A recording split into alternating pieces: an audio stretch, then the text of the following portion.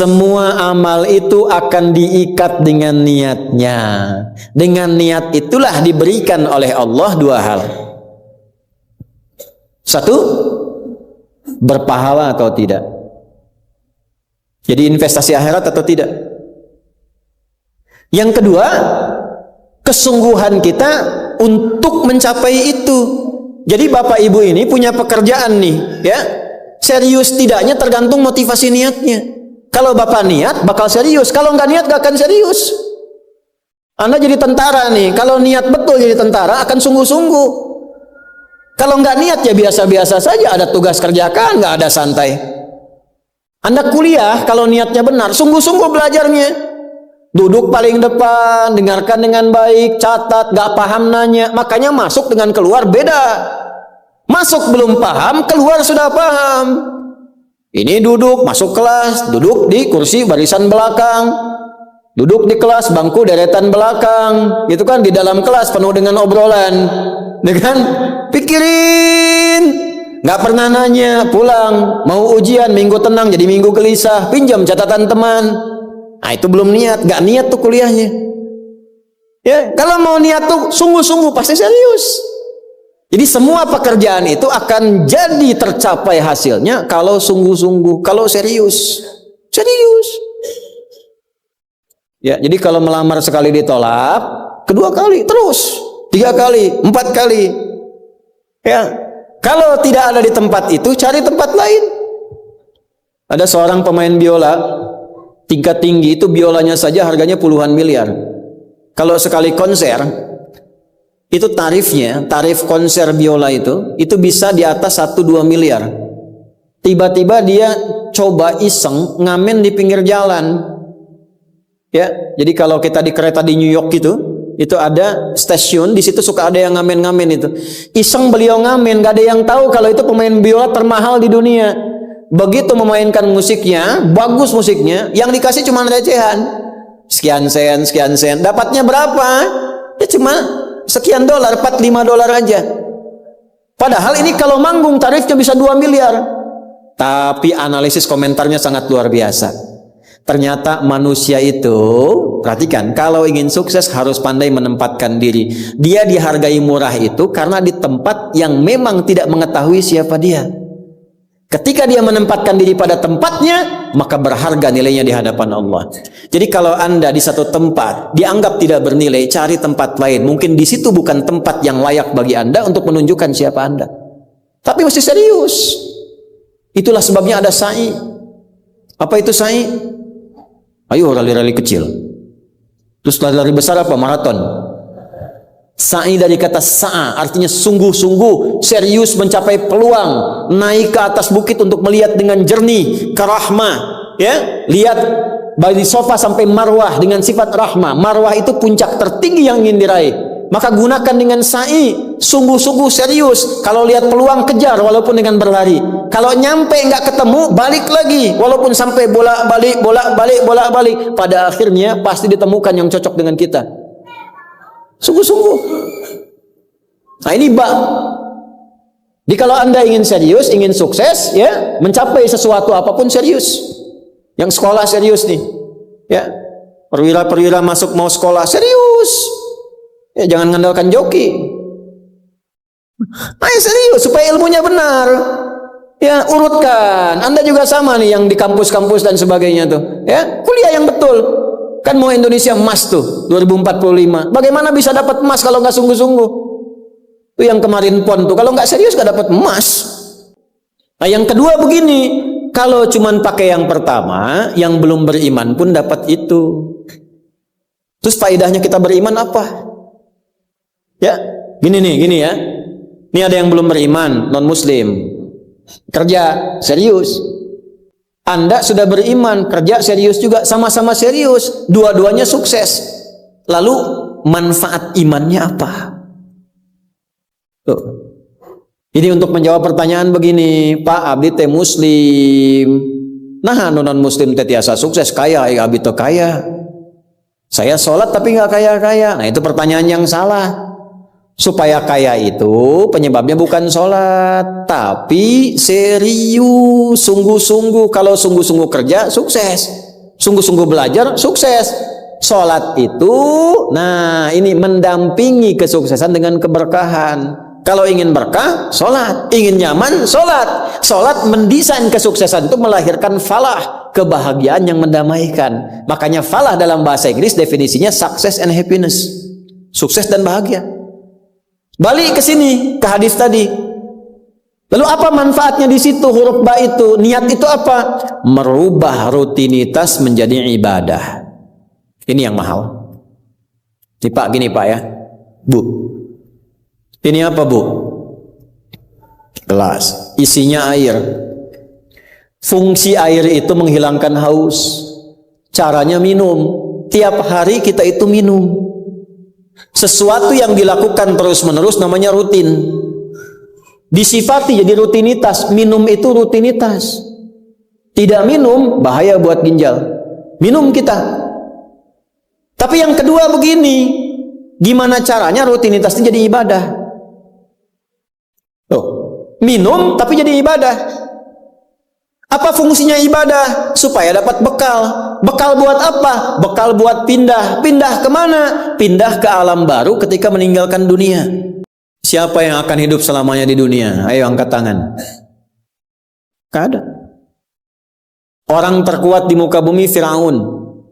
Jaringannya luas, tentaranya banyak, hartanya melimpah, supportnya tinggi. Tapi sefiraun-firaunnya tewas juga. Selesai. Nah, artinya apa? Kita akan meninggalkan ini karena kehidupannya sementara. Karena itu bagi orang yang sudah meninggalkan dunia, disebut diumumkan telah meninggal dunia. Nah kita punya iman kalau meninggal pindah kemana? Kan ditanya.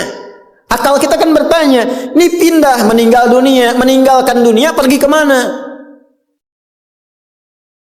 Kan belum pernah ada yang punya pengalaman ke situ balik lagi. Oh, abdi tadi kadinya wih deui, enggak ada. Ya, harus terjawab. Kalau tidak terjawab bingung kita ini. Harus terjawab. Yang bisa jawab itu siapa? Yang menciptakan kita.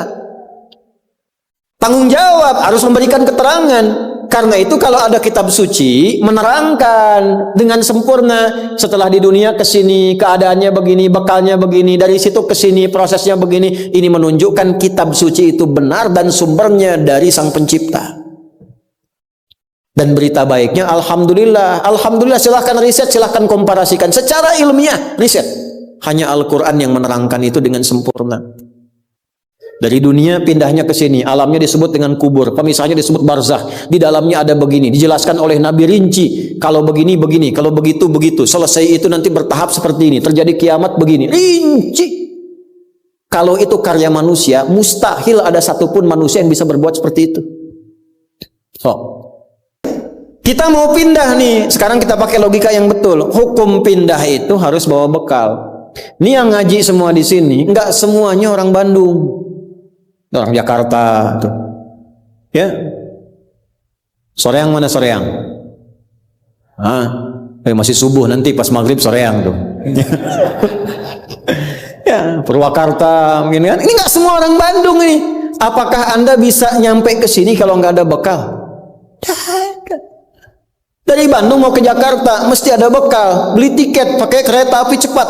Ya, kereta cepat, bus, tiketnya bekal. Pakai pesawat, bekal. Hukum mengatakan setiap pindah tempat mesti ada bekal. Ini Anda, saya, kita mau pindah dari dunia, minimal transit, ya, waiting roomnya di alam kubur. Mau pindah, pertanyaannya bekalnya apa? Kan pindah tempat. Semakin berpindah tempatnya, semakin beda hukumnya. Ini kita di Indonesia, mau transit ke Malaysia, apa dikira mata uangnya sama? Tidak, hukumnya pun nggak sama. Orang Indonesia ke Singapura, hukumnya beda. Oh, bisa rapi, di jalan rapi, nggak ada buang sampah sembarangan, tuh kan? Ulang lagi ke Soreang, nggak bala deui gitu. Hukum beda, ketatnya nggak sama. Ke Amerika lebih jauh lagi, nggak laku rupiahnya, tukar dulu dari sini, baru dolarnya nyala. Pindah tempat, beda hukum. Toilet di kota Bandung dengan toilet di Lebak Bulus bisa beda. Ya. Nih bang, 1.000, kok 1.000 bang? 2.000, biasanya juga 1.000. Anda di mana? Lebak Bulus, sini Bandung pak. Ya, bisa beda hukum. Maka Anda jangan berharap di alam kubur itu hukumnya bisa sama dengan hukum di dunia. Pasti beda. Tetap pertanyaannya sama. Bekalnya apa? Cuman 2 lembar 2 kain. Ibu tambahan 1 bu, kerudung ibu 3 tuh. Makanya saya selalu mengatakan dengan bercanda tapi dalam, mohon maaf ini yang muslimah, berlatih pakai kerudung ya. Berdoa minta sama Allah supaya nanti tidak bikin malaikat mungkar nakir penasaran. Di dunia nggak berkerudung, begitu meninggal dikerudungin, ditaruh ke malaikat. Ucu gening. Waktu di dunia teh kerudungan, nah hai udah jantan kerudungan. Man robuka, abi jamaah Ustaz Adi, namun belum sempurna hijrah. Pelan-pelan, jangan dihukumi dulu. Dia sujud itu sudah luar biasa. Dia belum taat pada satu bagian, tapi taat pada bagian yang lain. Kita doakan, support. Jangan langsung tiba-tiba, oh nggak taat, dosa, neraka. Nah, kamu neraka, aku maing wes. No, repot kalau gitu tuh. Ya, balik lagi, dikembalikan pada kebiasaan, pada kebaikan. Nah, sekarang mau pindah ke alam kubur, bekalnya apa? Kan mesti jelas. Baju sudah beda, nggak bisa dibawa. Itu sudah fitrah Pak. Bapak punya warisan banyak, ditinggal. Nggak ada yang mau ikut, semua ditinggal. Anak-anak tuh sudah catat warisan bapak apa saja. Ibu sesayang-sayangnya nggak akan ikut bu. Bapak jangan tinggalkan saya. Terus kata yang nguburnya, ayah ibu mangga atau ibadah ngiringan nanti aja. Akan masuk. Nah sekarang pertanyaannya bekalnya apa? Ini mesti terjawab. Kalau nggak terjawab, nggak lengkap agama itu. Apa fungsinya Tuhan di situ? Mesti menjelaskan. Nah di Islam itu dijelaskan. Bekal yang kita bawa pulang meninggalkan dunia itu, itulah yang disebut ibadah. Itu. Setiap dikerjakan ada poin ditulis. Poin itulah nama bekalnya. Namanya ajrun namanya. Lahum ajrun ghairu mamnun. Yang kita sebut dengan pahala. Yang menjadikan itu dapat, pahala itu diraih, bekal ibadah itu dapat, itulah niat. Itulah niat. Jadi pekerjaannya tidak berubah, rutinitas tetap jalan, minum tetap minum, kerja tetap kerja, makan tetap makan. Cuma dengan niat itu, di saat yang sama, cara minum itu langsung dinilai sebagai ibadah. Perintah Allah, malaikat tulis. Ya, berapa tulisnya? Sesuai kadar keikhlasannya, minimal 10. Itulah perbuatan yang dianggap benar, sehingga konsepnya dunianya sukses, minum juga, haus hilang, akhiratnya dapat pahala. Jadi dunianya sukses, akhirat sukses, disebut baik. Perbuatan baik yang dinilai sukses oleh Allah disebut hasanah namanya. Makanya kita berharap dunia jadi hasanah, akhirat dikonfirmasi hasanah itu jadi pahala.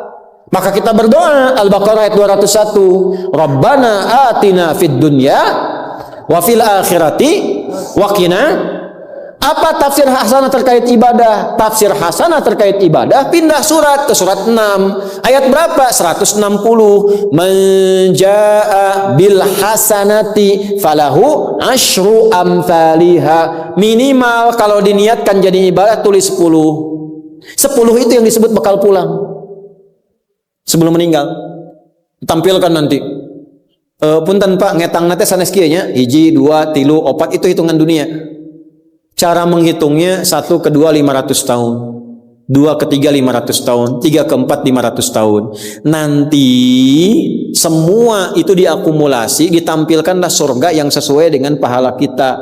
Kapan ditampakkannya? Saat sakaratul maut, sebelum meninggal. Sifat ibadahnya disebut, sifat orang yang rajin ibadah disebut abdun, jamaknya ibadun. Ketika mau meninggal ditampakkan, karena ditampakkan tenang dia. Nyawanya tenang, jiwanya nyaman. Sifat jiwa yang dilatih ibadah, saat latihan disebut tumanina. Ruku anjen, jangan dulu itidal sampai tumanina. Sujud, jangan bangkit dulu sampai tumanina. Kebiasaan tumanina punya sifat namanya mutmainnah.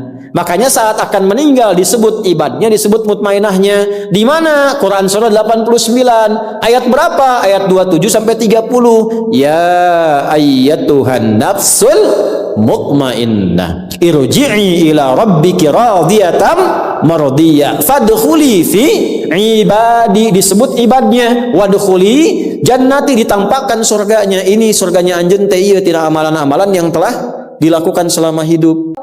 Kalau yang nggak ada bekal, tampaknya yang jelek-jelek sesuai kebiasaannya. Ya. Kebiasaan dugem ditampakkan lengeleng. Ini bingung, la ilaha illallah, geleng lagi, la ilaha geleng lagi. Yang biasa tahlil, biasa ngaji, wafat sesuai kebiasaan, sesuai ajalnya.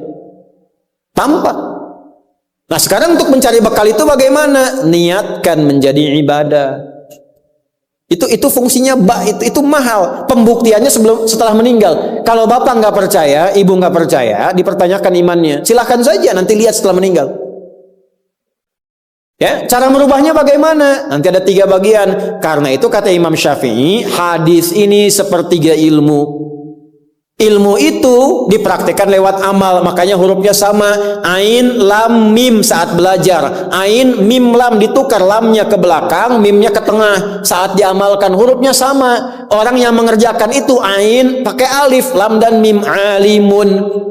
Tempatnya alamun, tanda-tanda orang itu kenal Allah, maka dia pakai ilmu. Ilmunya dia amalkan, hurufnya sama semua. Ilmun, amalun, alimun, alamun. Allah disebutnya apa? Rabbil alamin, jama alhamdulillahi rabbil alamin. Jadi kalau kita pakai ilmu, gunakan. Begitu digunakan, tuliskan pahalanya. Kata Imam Syafi'i, hadis ini sepertiga ilmu. Karena ilmu itu ada 3. Ilmu tentang lisan, ilmu tentang perilaku tubuh bagian luar, ilmu tentang hati. Semua perilaku kita bergantung 3 hal tadi. Contoh lisan. Panitia, kalau ada teh manis bagus banget itu. Enggak, ini contoh, bukan minta. Enggak, ini saya sudah ada minuman, enggak usah bikin teh manis. Contoh aja, contoh, ya. Kalau ada teh manis bagus banget itu. Itu lisan. Begitu lisan keluar, panitia langsung mikir, aduh, enggak dibikin tadi katanya. Maka coba di belakang dibikin, walaupun ustaznya bilang contoh, langsung bikin misal contoh gitu kan. Itu lisan. Kerjakan, siap kerjakan, komando, jalan, lisan. Jadi perilaku kita kadang bergantung lisan. Makanya ada ayat dan hadis tentang lisan. Hati-hati. Kepleset lisan lebih parah dibanding kepleset kaki. Bapak kepleset kaki bisa diluruskan lagi. Kepleset lisan lama Pak. Prajurit keluar dari sini, caci maki itu panglima tuh. Jangan dipotong videonya ya, contoh ini mah, contoh. Kepleset lisannya, selesai karirnya. Kepleset kakinya, masih bisa berjalan. Maka lisan tuh ada hukumnya sepertiga bagian hidup kita. Kedua nih, ujung kepala sampai ujung kaki, tangan bergerak, kaki melangkah. Hati-hati. Itu semua ditentukan oleh apa? Ini kolbu, amalan hati. Bapak tahu dari mana kalau orang yang senyum itu senang pada Bapak? Bagaimana taunya? Boleh jadi dia iri hati, di hatinya itu ada sesuatu. Nah, karena manusia bertindak dari 3 bagian ini, maka Imam Syafi'i mengatakan, inilah hadis sepertiga ilmu. Kalau paham hadis ini, sepertiga kehidupan kita tuh hatam. Kuncinya apa? Niatkan semua hal itu menjadi bagian ibadah, maka pekerjaannya berkah, akhiratnya dapat.